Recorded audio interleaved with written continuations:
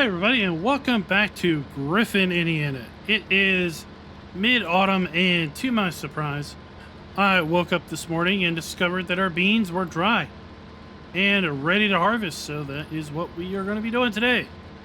We have leased once again the Massey Ferguson harvester and header, and boy, I am hoping at some point in time, maybe next year, we'll have enough cash to buy this thing outright, because the leasing fees are incredibly expensive. I think it was $17,000 to lease the header and harvester for the day, and that is basically including the first hour and then the first day's lease costs. I think I might use it tomorrow to do some harvest contracts, if some harvest contracts still exist tomorrow, to maybe offset some of the leasing costs with additional contract income. But I'm not sure. Because tomorrow is going to be the last day of autumn. I've looked at the weather forecast, and the weather forecast looks pretty wet. Or not pretty wet, pretty cold for the first couple days of winter. And I'm really worried that maybe ground is going to freeze at some point, either day one of winter or day two of winter, which is going to leave us kind of up the creek without a paddle, so to speak, if we want to get some crop in the ground before the ground freezes. So I may spend tomorrow doing field prep and seeding barley. I've pretty much decided we're going to put barley in the ground for our second year, kind of our early summer crop, and see if we can't double crop barley and corn next year, as opposed to wheat and soybeans like we did this year. I did go ahead and buy the trailer that you can see over there on the tractor, so that accounts for some of the reduction in our bank account. So we're slowly buying equipment as we can afford it, leasing the bigger stuff, because we can't necessarily afford all of the equipment, to buy all out front. I don't want to carry too big of a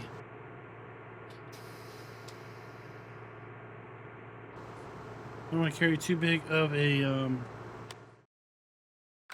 come on, what's the button? There it is. Too big of a loan, because I don't want to have a big daily loan repayment. But to some respect, with 3-day seasons, I'm kind of still used to playing in a longer seasonal duration. So, it hasn't been that long since we harvested our wheat. Thinking about it, it's been 1, 2, I guess 3 game days, really, since we harvested our wheat. So had I kept the harvester, and we would have had 3 days worth of lease payments, but it would have been a lot cheaper, I think, than returning it and leasing it later. Because if we see here, our header, for example, is $2,600 to lease it up front, $510 a day. So we would have spent $1,530 for those 3 days that it just sat on the farm and didn't do anything. And then it's $1,000 per operating hour that we run it. So $1,500 per those 3 days. Instead, we return it, and now we've spent another $2,600 just to lease it again. And then our harvester is pretty much even worse. It is $14,500 to lease for the first day, $2,800 for every day thereafter. So that would have been, let's call that $3,000. So that would have been $9,000 in leasing costs if we had kept it. So we would have saved money if we would have just kept the harvester and the header those 3 days.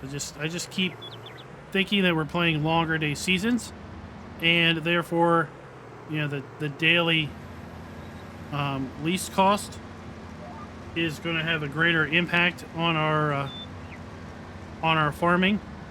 So I just didn't lease those because, or yeah, I didn't keep them. I returned them, only to end up leasing them soon thereafter. Same thing with the baler, right? Same thing with the baler. We leased when we did the straw, and then 2 days later, we baled up the silage here. But we did use a different baler for the silage because we wrapped it. So I just kind of got to get maybe my mind around that, and maybe some of the stuff we lease next year we'll lease for maybe the entire year as opposed to returning it as soon as we are done with it, because I think maybe that was not necessarily the most cost-effective thing that we could have done. But we are still doing pretty good. We're still doing pretty good. We own the trailer now, so that's a fee that we won't have to pay anymore.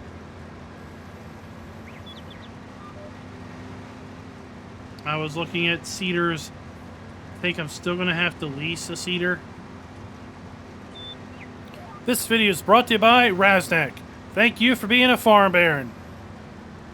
I'm not sure. We're just going to have to kind of look at that. Let's take a look at it again. So our seeders, I want something that's got a little bit of a size to it.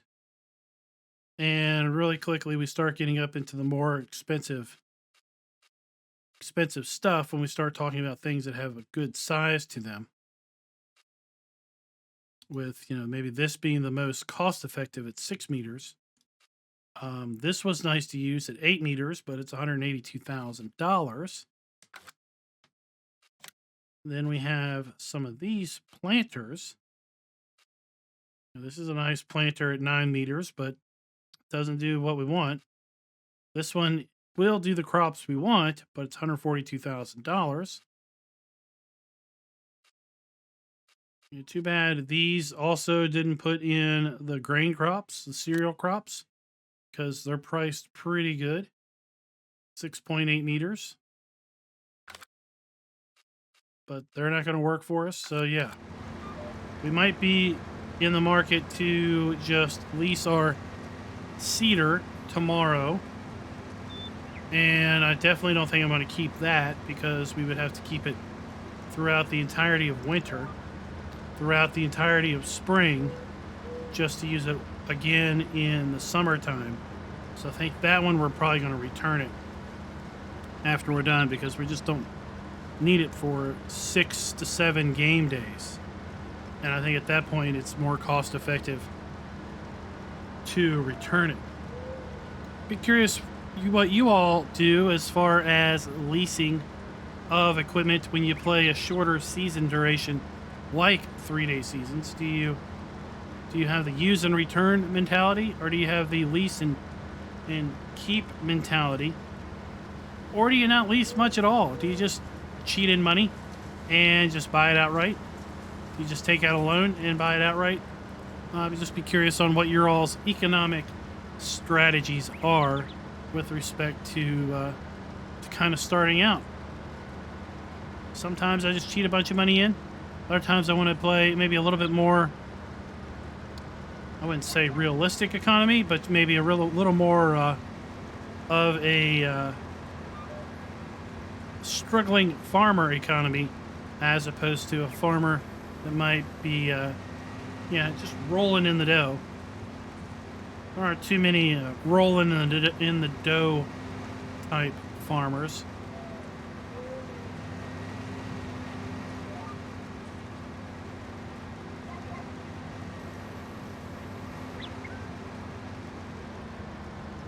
I don't think I gave you an update on how many silage bales we did the other day. We got 168 silage bales over there between that meadow and the small meadow that is across the road. So that should give us a nice little bit of cash there in winter time. Take a look at our prices screen now. We're going to see that our silage is priced out at $51 and falling. That isn't exactly the best information. This shows it should be better than yesterday, right? But it looks like midwinter is going to be maybe the best day overall for silage sales. So that's the day I'm going to kind of reserve to pick up those wonderful pink marshmallows.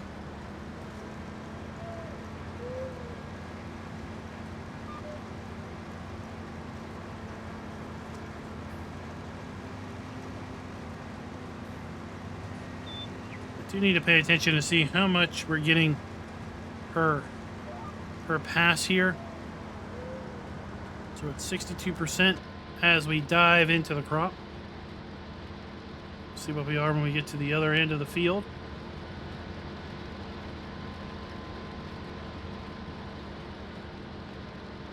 So there was a question last week when we had the wheat harvest, where I got the backhoe augers. So the backhoe augers came from a map mod pack that was downloaded over at simplysafemods.com. So the backhoe augers are included in the Nebraska lands map. If you download Nebraska lands, it will include the backhoe augers.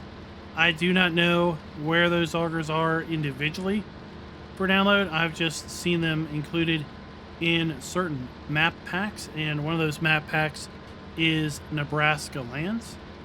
So if you're interested in picking up those backhoe augers, that is one of the sources that I know that you can find them. So we are at 77%. So we're getting about 15% per pass on our harvester. So this should we should probably empty our harvester at the end of this row.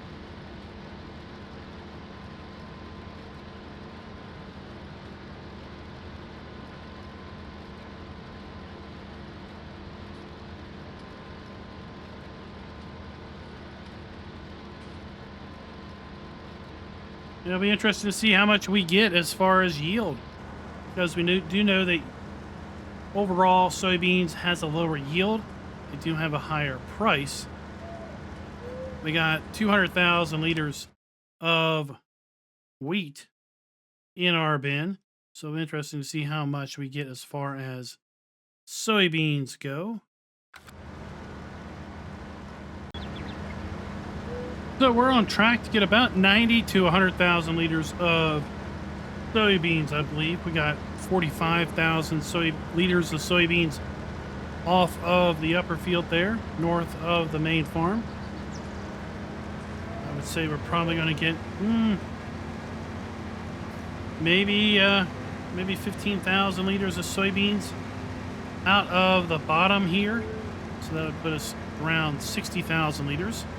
And then we would have 30 to 45,000 liters off of field 21, which is maybe a little bit smaller than field 1. So yeah, probably on tap to get about 90,000 liters of soybeans off of these 3 fields. I have gone ahead and picked up a contract for soybeans over on field 27. It is 7.6 acres. He's going to give me $4,600 for that. And then we're going to basically keep whatever beans are left over after we satisfy his contract. We're going to go ahead and put those in our silo also. And if possible, we're going to pick up a second harvesting contract right here on field 8.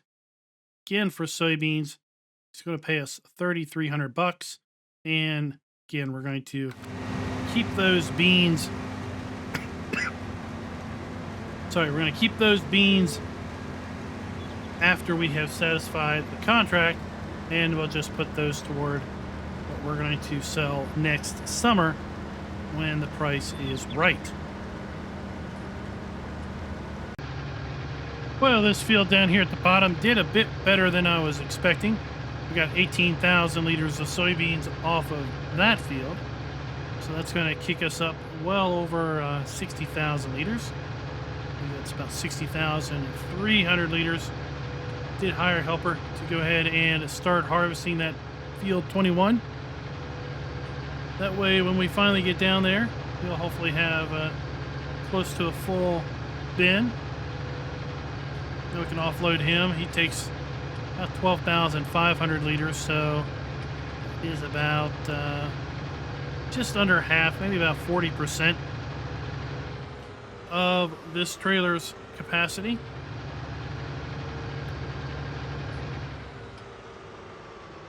So we've got our backhoe augers set up once again, this time in on a different bin, because as I said when we were introducing these bins, the way they work is only one crop is allowed in any one given bin at a time.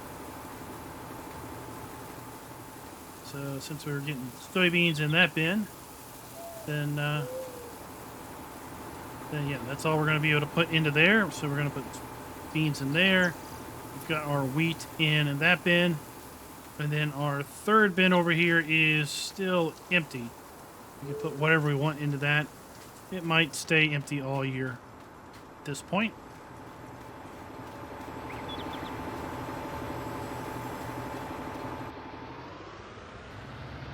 All right, so let's head on down and see if we can't get our harvester offloaded down at field 21. All right, well, it looks like we're going to be a little bit short of our 90,000 liter goal with respect to the soybeans off of our 3 fields. We've got 23, almost 24,000 liters here. We've got 63,000 liters in the silo, so that puts us at right around 86,000. Not too far short, but still we're short by a wee little bit. I went ahead and moved the harvester over to the first contracted field and got him harvesting. I'm going to go dump this up in our bin because I definitely do not want to mix my beans with his beans. That way we definitely have a clue of how much extra we're going to get off of that contract after we satisfy its requirements.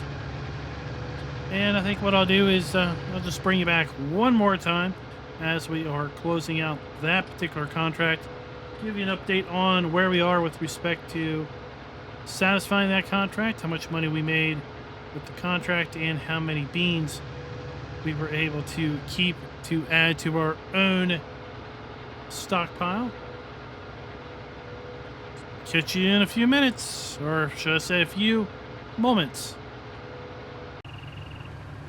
All right, so we've got that field harvested, and I was really hoping that we would have to deliver it to the sell point right there, but no. We got to take it all the way to the mill in town. But we got nearly 24,000 liters off of that field, so that was a pretty good haul. Glad it was just one trailer load, wasn't 2 trailer loads. But we are sitting at 84% completion. We have to see how much of this product we have to sell in order to get to 100%, and then of course we're gonna keep the rest. Field 8 is still available as far as a harvest contract. I'm going to harvest that off camera. It is getting kind of late for me, but at any rate, I want to know from you guys, what are you all doing? Are you all playing 3-day seasons? Are you doing it on this map? Are you doing it on another map? What do you think of how it's turning out?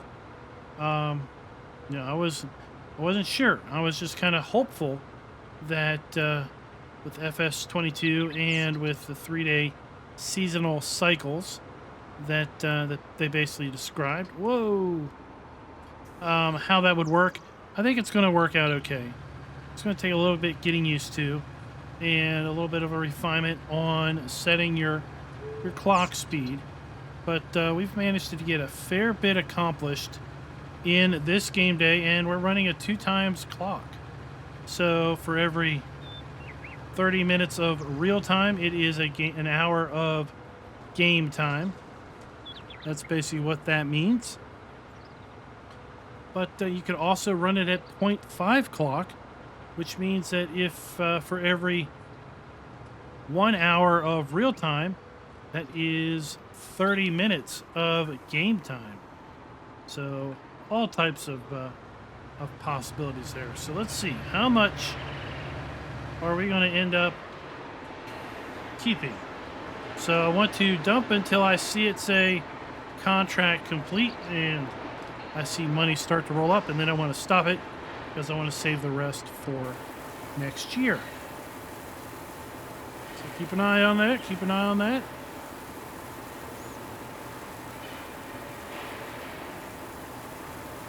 And so we're down to 10,000 liters. There we go. So we got 6,300 liters left. We're going to be able to complete that contract.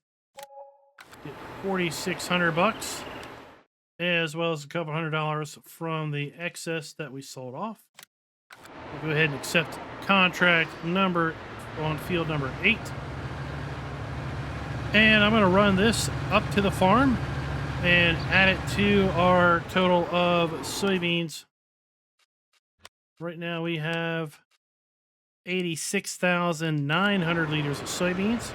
So this is going to kick us well over that 90,000 liter amount that I was shooting for off of our 3 fields. And we'll add that then to the excess that we're going to get off of field 8. And that's where we're going to call it a mid-autumn game day. And we'll come back on Friday and see what late autumn has in store. Like I said, I think what we're probably going to be doing is field prep and seeding for next year. And until next time, oh, crash. Happy farming.